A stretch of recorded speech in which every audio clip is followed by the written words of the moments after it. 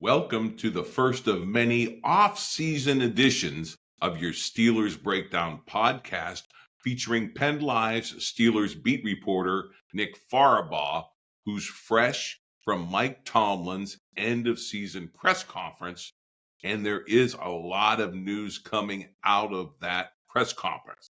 The headline, Mike Tomlin isn't going anywhere despite a chorus of outcry from both the national NFL media, which is rare. You've never heard that before. And, almost universally from Steelers Nation. As for those fans who want Tomlin gone, well, Tomlin says he embraces their urgency. He does promise that changes are coming, including to his approach to the football team, and many assistants could be changing as well. Some new and many outgoing. Also, there are major discussions already underway about the quarterback situation. He said that Justin Fields, who was benched after 4 starts early in the season, remains a thought in Tomlin's mind and that he made some strides in several areas. He also mentioned that Russell Wilson would be under consideration, but all of the outside options will be explored as well by Tomlin and GM Omar Khan. So it's 8 years that we've heard about some of these things that Tomlin was going to change after all of this playoff futility. But Pittsburgh, as Nick wrote on social media, remains in QB purgatory. And the playoffs have become Groundhog Day for Steelers fans. It's the same Bill Murray-esque nightmare year after year, one and done in the playoffs. So of all of Tomlin's words at this press conference, where do you find the most significant meaning and message from this? What do you think from everything he said is actually more meaningful heading into this offseason where we're back at square one, especially at quarterback? Yeah, I don't know if the general comments on his job security or any of those questions are particularly going to give you some fruitful answer. I don't really think we saw many. Sure, he shares the urgency, he shares the thoughts. He gonna do changes. I'm at the point where you've heard that song and dance before. Show with action. That's what that is. And I think his best quote of the day was "Words are hollow," because I agree.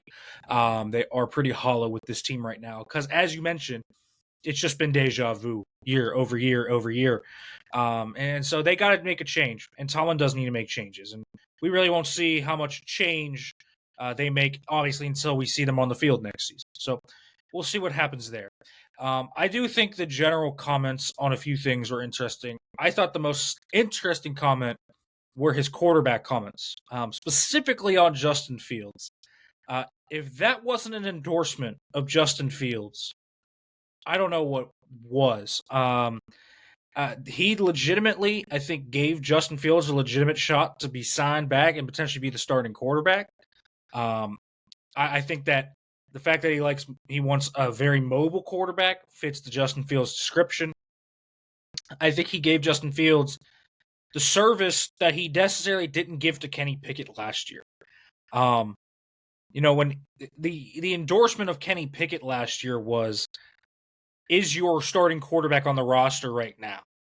And he said, begrudgingly after about 5 seconds, yes, which wasn't a super endorsing answer when you look back on it. I thought he gave Justin Fields some really good praise here. It obviously doesn't mean necessarily Justin Fields is going to be back in the starter, but I think right now I would put Justin Fields as the favorite, the early favorite to be the starting quarterback. I think, though, the other thing I came away with was I don't think the Steelers know what they're going to do at quarterback. Like, just because I said I was talking about Fields there, I don't think that's necessarily a slam dunk. I don't think Russ leaving's a slam dunk. How much does Russ want? How much does Justin want? That all comes into the equation. I thought that I don't think that they want an older quarterback outside of Russ. I think if it's going to be an older quarterback, it's going to be Russ. It's not going to be Aaron Rodgers. It's not going to be Kirk Cousins. It's not going to be someone like that. So if they go the older route, I think it's going to be Russ. But the outside options kind of come down to a few players then at that point, John. Sam Darnold, is he an option? Obviously, he's melted down the last 2 weeks, but did he actually put him into a good range for the Steelers where maybe they're intrigued there? Just not a lot of options, though. I think that's what the Steelers are going to find. Mike Tomlin did say that he and Omar Khan are going to sit down in a half day sometime this week to just go over quarterbacks, everything from veterans to the draft. And if you know about the draft this year, too, it's a bad quarterback draft. A lot of the quarterbacks that would have been interesting for the Steelers went back to school. Guys like Garrett Nussmeier, Drew Aller, all these guys back to school. Carson Beck, even he's more of a mid-round guy, but still. So really, the top two guys in that class are going to be Cam Ward and Shedeur Sanders, and the Steelers are probably not going to have a chance at those guys. Those guys are probably going to be top 5 picks because of the quarterback scarcity. And so maybe your options are Quinn Ewers or Jalen Milroe, someone like that, but it's not great. And so the Steelers just have a shortage of options. There's not a lot of options. They have to explore the trade route probably too. Is there going to be a veteran that maybe is pried off? Is a Geno Smith open? Is a Derek Carr open? Again, none of these names though is like, wow, that's the answer, right? None of these names are the answer at quarterback. So I think that's the thing is the Steelers quarterback questions are going to be significant this year. I think they kind of realize there's no necessary solution this offseason. It's a bad offseason to need a quarterback. It really is. There's no superstar that's probably going to become available. There's really no veteran that I think pushes the needle for the Steelers, specifically in their current situation. And that's why I am leaning towards one of Russell Wilson or Justin Fields just being the guy that comes back. And today I would lean more towards Fields. I also thought we've talked about George Pickens a lot this year. Outside of the comments after Week 13 when he said George Pickens had to grow up, I thought this was about the most blunt, saying that there's a lot of ground to cover with his personal growth off the field.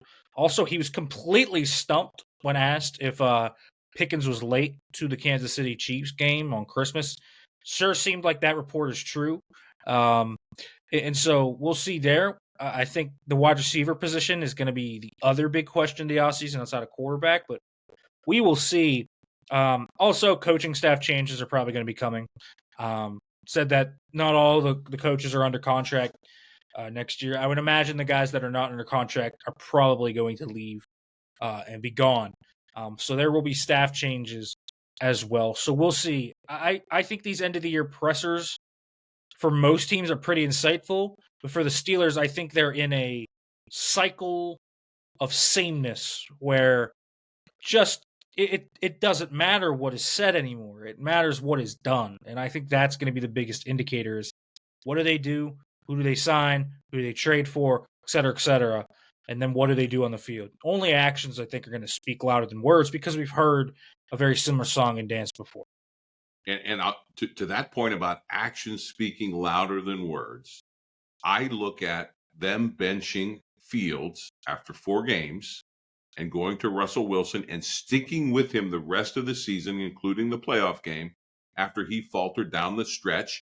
And the book on him was that he never gets to his second progression. You know what I mean? He locks in on the first guy. If the defense takes that away, then we got problems.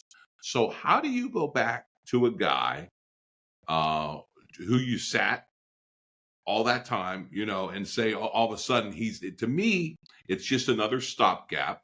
They say missing on a quarterback in the first round of the draft, which the Steelers did 3 years ago, set you back 3 to 5 years, and I think we're right on schedule. You're right about this draft.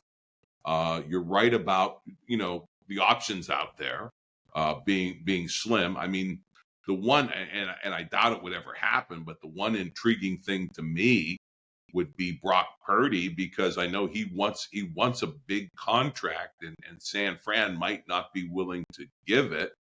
And he was the Mr. Irrelevant in the Pickett draft. I mean, I don't know that there would be any way that Steelers pry him, but Tomlin in the presser did talk about all the ways winning teams have gotten their quarterbacks over the years, and he talked about the trades for Goff.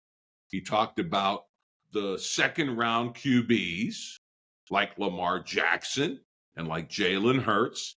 Of course, these were in different drafts when there was a lot more talent. So he's not saying that the Steelers need to reach rock bottom. And again, this was a playoff team. It was 10-3 at one time, and we know that Tomlin can keep them right on that Mendoza line of acceptability, making the playoffs more often than not. So this team may never reach rock bottom, and it keeps you in what you called QB purgatory. And that's why I was just looking at social media right before this, and there's already somebody saying tank for Manning, Arch Manning, tank this coming season for Arch Manning and blow it all up. I mean, that's where Steelers fans are. They want a massive reboot, and we're not getting it. And of course, we know Tomlin's making $15 million a year. He signed through 2027. He has a no trade clause reportedly in his contract. And Rooney is the owner is not going to make a move in that regard. It's Tomlin's team for the foreseeable future, a team without a quarterback, a team with a problem wide receiver, George Pickens, who asked if he was optimistic, said famously, nah. So, and he's due for a major extension. He's entering the last year of his contract. So that's a big decision ahead. I mean, how do you think the Pickens situation shakes out? And also, T.J. Watt is also in the final year of his contract. He really did have a major tail off at the end of the season. A lot of people say he was banged up, but it was also how offensive lines were chipping him, and he seemed to not be able to adjust to that. And he's talking about changing his game. What do you make about, and arguably those two, Pickens and Watt, are the two most talented players on this team. Give us your forecast for both of those guys. Yeah, it's tough, especially when you're without a quarterback. I think, as you mentioned, right? So at some point, they're going to have to make a move for a quarterback. But with Pickens, I think it's tough to pay. I do. Again, he's very talented. And when we talked about this last week, I said that the Steelers don't really have leverage against George Pickens here. They don't. What, if they trade him, are they really going to try out Calvin Austin III as their wide receiver one? Are you kidding me? We saw how they looked without George Pickens on the field. And so they're in a tough spot. Now, there are going to be really talented players on the market this year at the position. It's a really good wide receiving free agent group. There's going to be more that are probably added to that as well. You could see guys like Tyler Lockett and Devontae Adams added to a crop that includes T. Higgins, Chris Godwin, Keenan Allen, Amari Cooper. There's just a lot of really talented big names out there. So the Steelers have to create their own leverage at the wide receiver position. I don't expect them to pay George Pickens this year.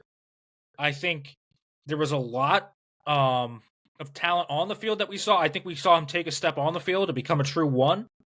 I just think he's so volatile. He's late to meetings. He's late to games.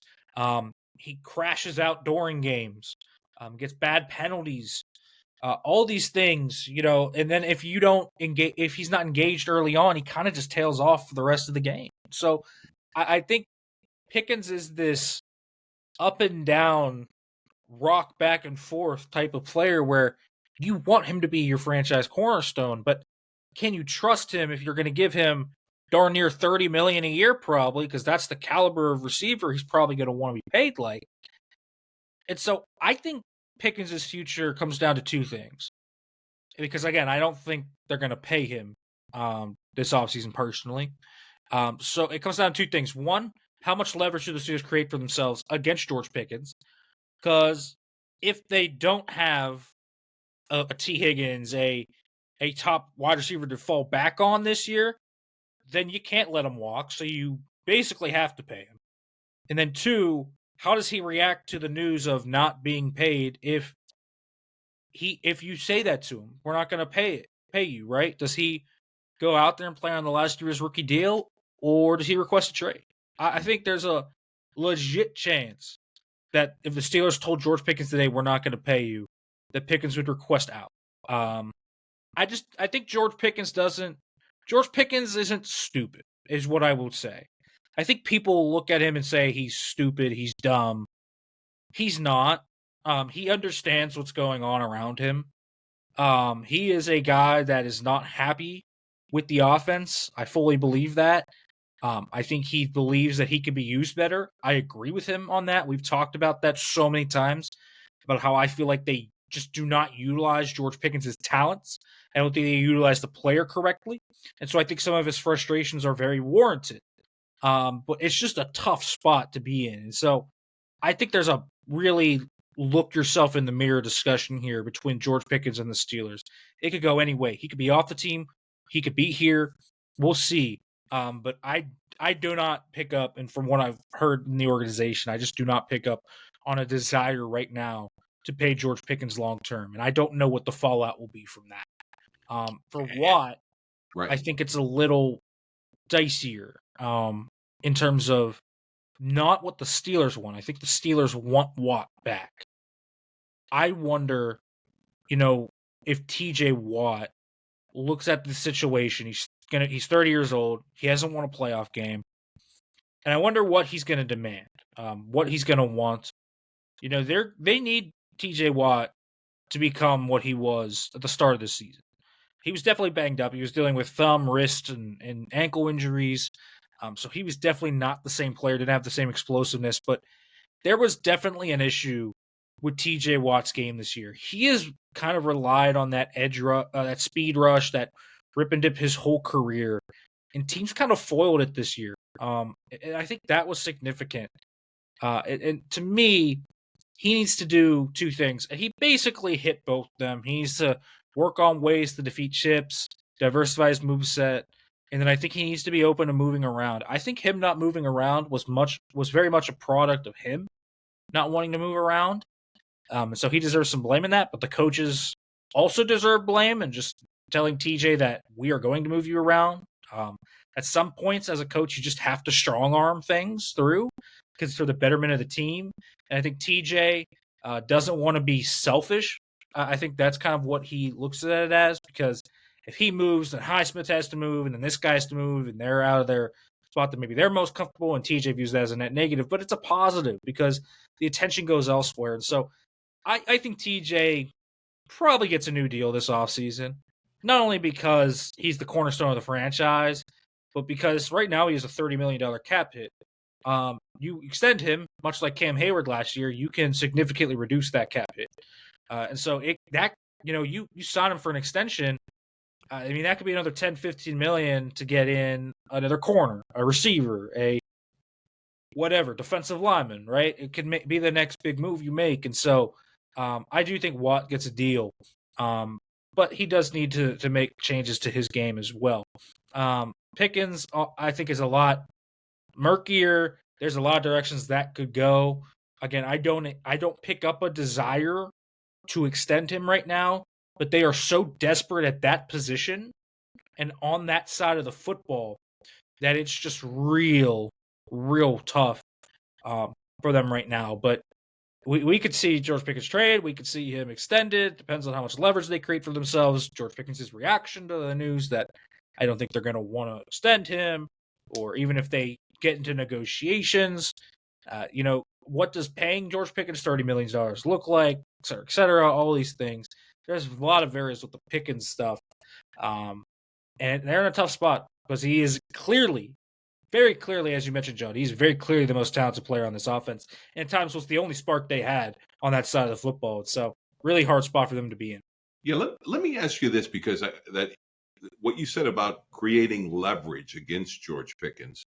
What would this scenario look like? Say they go out and pay T. Higgins some big bucks and tell George at the negotiating table, hey, you do have some maturation that you got to go through. We're not going to extend you this year, but and if you say you want to trade or anything, we'll let you sit, and we'll put the franchise tag on you the following year.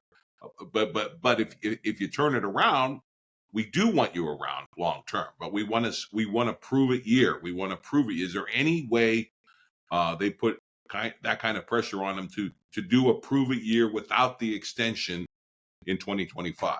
Sure, if he reacts in a way that's cordial to that. That's why if they go to him and say we're not going to extend you, like what's his reaction to that? Is his request is he going to be, trade me, or is it going to be okay, that's fine, I'll go out there and do this again. I'll prove it to you. There's a lot of different ways to go about that.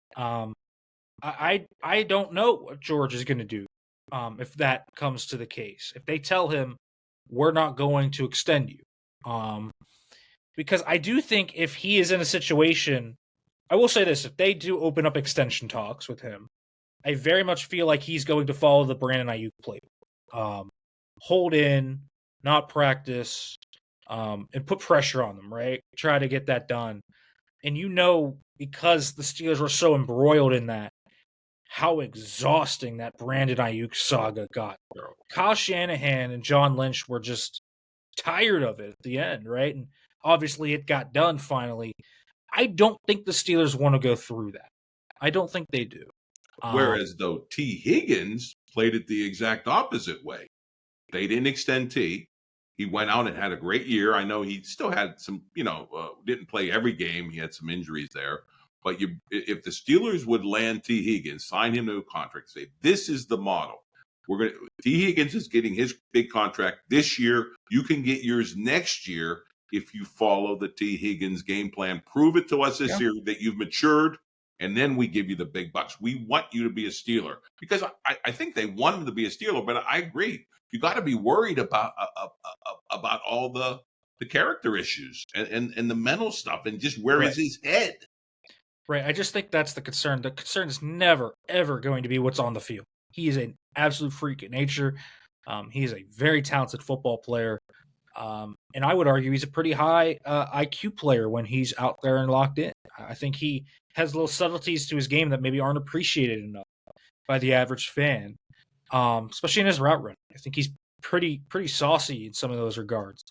I just think, some of the things we have seen on and off the field are questions. Can he grow up? He's still only 23, and so I do think there can be optimism there, right? He is a very young player. He came to the league at 20, so he is a guy that certainly I think could turn it around off the field in that maturation process. I do think that was a big thing this year. Was they were hoping to see George Pickens take that leap off the field and the personal growth, and I think Mike Tomlin acknowledged that. When you say a guy needs to grow up, and he has a heck of a lot of ground to cover with his personal growth off the field, I think that is significant. And so we'll see where it goes. I think there's a lot of scenarios that it could cover. Will he be on the week 1 roster? I think is a question. He could be anything from, the newly minted guy that has this new $30 million contract to a guy that's playing elsewhere. I don't know. And I will say this. I think that they will be better off in that scenario you said. If they sign T. Higgins or whoever, Devontae Adams or whatever, they bring in a top-notch wide receiver and they go to George and George says, okay, I'll prove it to you. If they have a duo of Higgins and Pickens or whoever in Pickens, obviously it would be better for the offense. What a talented wide receiver room that would be. It would be a nightmare to cover T. Higgins and George Pickens. And so, that's the type of talent move that I think when you're talking about changes the Steelers can make, that is the type of stuff that they can do. Is even if they don't have a quarterback, can they surround that quarterback with such good talent that it elevates that, right? That it elevates that quarterback The model that you would be following is something like a Sam Darnold in Minnesota, right, where he just has all these talented players, Jefferson, Addison, Hawkinson, et cetera, around him. That's the model you'd be following there. And so the Steelers will be better off if George Pickens is a Pittsburgh Steeler. It's just going to be, can you check off these boxes, et cetera, et cetera. Because right now, I'm not picking up on a vibe, but they want to bring him back. So he's a big question. But, I mean, for all the talk we're going to have of George Pickens, it's kind of crazy, John. He's like the fifth biggest question of the offseason. Like, Exactly. Quarterback position. What's Tomlin going to change? The coaching changes. This team has so many things to answer. You thought last offseason was chaotic. I think this offseason might be even crazier. Wow. That's saying something. I will say this about Tomlin. Everybody's down on him. But when it now looks as if the Steelers are vindicated about trading away Deontay Johnson, because he is totally flamed out across the board. And we know Tomlin was able to keep a lid on Antonio Brown for all those years before that finally spun out of control. If Tomlin can handle George Pickens with this prove-it year and get him motivated to show that maturation and prove it on the field, and they pair him with another top-notch receiver, he might be worth the money, Tomlin, because that, star power like Pickens, and that spin move he did for the touchdown was just poetry in motion. That was beautiful. I mean, that was the one electrifying play in that whole game for the Steelers against the Ravens. But man, I would just hate it. When he flashes talent, it is almost otherworldly, and I would just hate to see the Steelers lose what I think is lightning in the bottle. And I think if Tomlin can handle Pickens and they can finesse this thing, to me, that would go a long way in showing his worth to the Steelers. But as far as those other question marks, let's do kind of a lightning round, because, word is that Najee Harris is probably not coming back. Who are some of the named Steelers who are unrestricted that will or won't be back, down both sides of the roster? Anyone stick out? Any strong feelings on some of these names that you look at it, being unrestricted this year? Like, who's coming back, who won't be coming back? Yeah, I feel pretty strongly you're going to see guys like Elan Roberts back. Keep that nucleus together in the inside linebacker room. I feel pretty strongly, when we're talking about cuts, I think guys like Preston Smith, Cole Holcomb, Larry Ogunjobi, do not expect those guys back. Most of this, UFA list, it is rough. Not a lot of guys you'd want back. Again, probably one of those quarterbacks, whether that's Fields or Wilson, is back. I feel pretty confident one of those guys will be back. Depends on which one. Maybe it's both. I don't know. Could be. I think there's an outside chance Dante Jackson's back. I wouldn't bring him back. I think he's pretty bad for most of the year. I know the 5 picks is a pretty number, but watch the tape. It's not too pretty. And the injuries on top of that, they need to really upgrade corner heavily. And so if we're going, with UFAs that could be back, I'm thinking, one of those quarterbacks and Landon Roberts for sure. I expect, Jaylen Warren, he's a restricted free agent. I expect him back, but I don't expect, Najee Harris, Dan Moore, James Daniels, Cam Sutton. Don't expect those guys back. I think those will be among the changes we will see. So we'll kind of see you there. I think the Steelers are going to go pretty heavy at free agency this year. They can clear a lot of cap very easily. They can actually get up to about 90 without doing too much hard work, without making any hard decision. Basically, they can get up to about $90 million in cap space. And so I expect them to be quite active this year. One last question before we kind of wrap things up for this edition of what's going to be a long off season and a wild off season. But now that we have, the end of season press conference from Tomlin, I know he did indicate he's still meeting during the end of season meetings with maybe some of the players. Of course, there's going to be a lot of discussions with Omar Khan about the future. What's the next big thing publicly that's going to happen that's going to give us any direction of what's going on, either with the coaching staff or with some of these names that we just discussed? What are some of the the time posts ahead that we need to be looking toward for the smoke signals about which direction the Steelers are headed, coaching and player wise? My guess is the next big thing that happens is probably coaching changes. I imagine that will be what drops first. So that's probably going to be the key mark to start. After that, I mean, maybe we start to hear little rumblings about some negotiations at the quarterback position. Maybe that.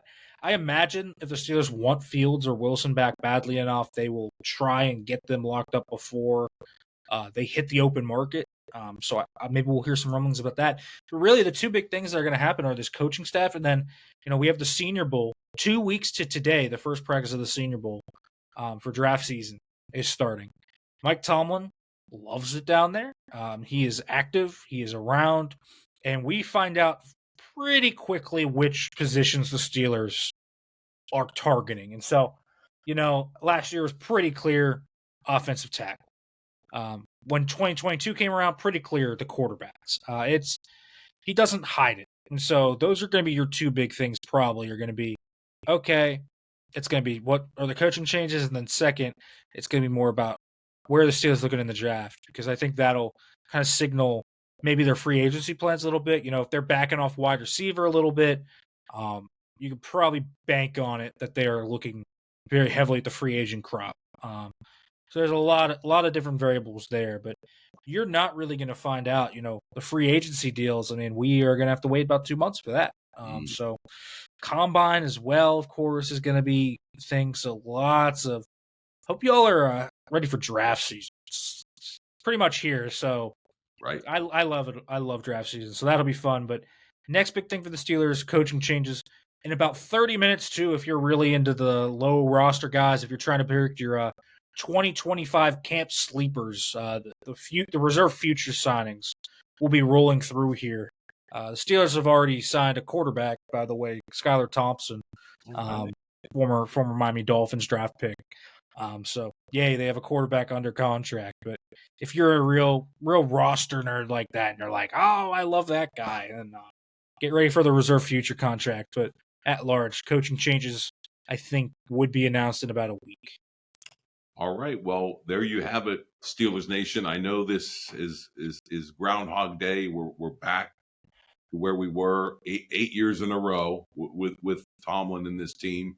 But we're going to have Nick to guide us through all of these things. He's going to be at the combine. He loves the draft process. So we're going to be breaking down all those positions of needs and who could possibly be the rookies filling some of those in 2025. So it's going to be lots of things to talk about.